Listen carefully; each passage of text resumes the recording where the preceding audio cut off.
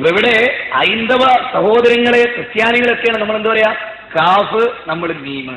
നന്ന് കേൾക്കണം, ആരാ യഥാർത്ഥത്തിൽ മീമ്? കാഫ്. നമ്മളാണ് കാഫ്, അവരോ മീമ്. അതെന്താ അങ്ങനെ? ഇവിടെ കാഫർ എന്നൊരാളെ പറയപ്പോഴറിയുന്നത് അയാൾക്ക് സത്യപ്രബോധനം എത്തിയിട്ട് ആ പ്രബോധനത്തെ അയാൾ നിഷേധിക്കണം, അത്രേ അയാൾ കാഫറാവുള്ളൂ. ഇവിടുത്തെ ബാലേട്ടനോ രാമേട്ടനോ കാഫറാവില്ല. അതെന്തുകൊണ്ട്? ഒരു പുതിയ വിവരമായിട്ട് നിങ്ങൾ മനസ്സിലാക്കണ്ട, അബദ്ധമായിട്ട് നിങ്ങൾ മനസ്സിലാക്കണ്ട, യാഥാർത്ഥ്യം. ആരെ കാഫറാവുള്ളൂ എന്നറിയോ? സത്യദീൻ പ്രവാചകന്മാരെത്തിച്ചു കൊടുത്ത് അവരുടെ കാതുകളിൽ തൗഹീദ് എത്തിച്ചതിന് ശേഷം അവർ അതിനെ നിഷേധിക്കുമ്പോഴാണ് ഒരാൾ കാഫറായി തീരുക. മനസ്സിലായോ? അല്ലല്ലാതെ ആരാധനക്ക് അറിയില്ല എന്ന് ഖുർആനിന്റെ ആയത്ത് കൊണ്ട് ഓതി തെളിയിക്കുക. ഉസ്താദ് പറയും അല്ലല്ലാത്തവരെ ആരാധിക്കുക. ഞാൻ മനസ്സിലാക്കണം, ഇതാണ് കാഫ്. ഏത്? ഇതാണ് കാഫ്. ഈ താടിയും തലപ്പാവുള്ള ആളാണ് കാഫ്. താടി ഊപ്പർക്കുണ്ടേ, ഇനി ഒരു തലപ്പാവ് കൂടി വെച്ചാൽ ഊപ്പർ എന്താവും? അയ്യാ കുറച്ച് കഴിഞ്ഞ് തൊപ്പിയാളെ കുറിപ്പിക്കും. അയ്യാ കുറിപ്പിക്കും, ഈ സ്റ്റേജിൽ തന്നെ ഒപ്പിക്കും. ഇനിയൊന്ന് കേട്ടോ കേട്ടി. അപ്പോ നിങ്ങൾ കേട്ടില്ലേ പറഞ്ഞത്? പള്ളിയിലെ ഉസ്താദ് പറയാം അല്ലാത്തവർ ആരാധിക്കാൻ. അങ്ങനെ പറയുന്ന ഒരു ഉസ്താദ് ഉണ്ടാവും. ഇയാൾക്ക് ഉണ്ടാവും. അല്ലാത്തവർ ആരാധിക്കാമെന്ന് ഉസ്താദ് പറഞ്ഞു.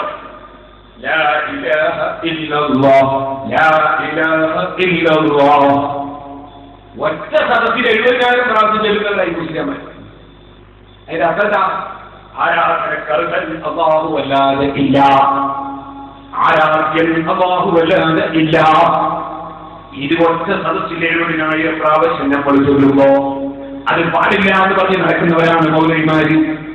തെളിവില്ലാതിട്ടാണോ? ഇബ്നു തൈമിയ്യയുടെ ഫത്വാവൊന്ന് നോക്കിയാൽ 70,000 പ്രാവശ്യം മയ്യിത്തിന്റെ പേരിൽ ലാ ഇലാഹ ഇല്ലല്ലാഹ് എഴുതുന്നതിനെ സംബന്ധിച്ച് അദ്ദേഹത്തോട് ചോദിച്ചിട്ട് അതുകൊണ്ട് ഫലം കിട്ടുമെന്നല്ലേ ഇബ്നു തൈമിയ്യ പറഞ്ഞത്? നിങ്ങളുടെ സലഫികളുടെ ഒന്നാമത്തെ മേധാവി ഇബ്നു തൈമിയ്യയാണ് എന്ന് നിങ്ങൾ തന്നെ പ്രസംഗിച്ചിട്ടില്ലേ? ആ ഇബ്നു തൈമിയ്യ 70,000 പ്രാവശ്യം മരിച്ച മയ്യിത്തിന്റെ പേരിൽ മയ്യത്തിന് ഫലം കിട്ടുമെന്ന് അദ്ദേഹത്തിന്റെ ഫത്വാവിൽ പറഞ്ഞിട്ടില്ലേ? മൗലിമാരേ, നിങ്ങൾ ഈ സാധാരണക്കാരെ അകറ്റുന്നത് എന്തിനാണ്? നിക്കൽ ചൊല്ലുന്നത് മുടക്കുന്നത് എന്തിനാണ്? നിങ്ങളുടെ ദീനിനോടുള്ള വിരോധമല്ലേ?